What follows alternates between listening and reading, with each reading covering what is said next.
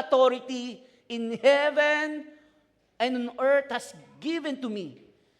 Go, therefore, and make disciples of all nations, baptizing them in the name of the Father, and the Son, and the Holy Spirit, teaching them to observe all that I have commanded. And behold, I am with you always to the end of the age. Ito po yung final words ni Jesus Christ.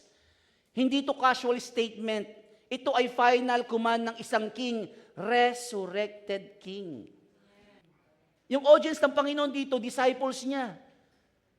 And timingly lang, kasi after victory over death, all authority declared on that particular area. Kaya po yung sinasabing all authority, Jesus is the universal king. Wala nang iba po. Yung make disciples, core mission ng church.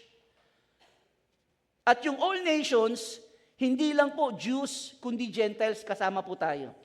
Na hindi lang go ang sinasabi dito ng Panginoon, kundi habang nabubuhay ka, gumagawa ka ng disciples.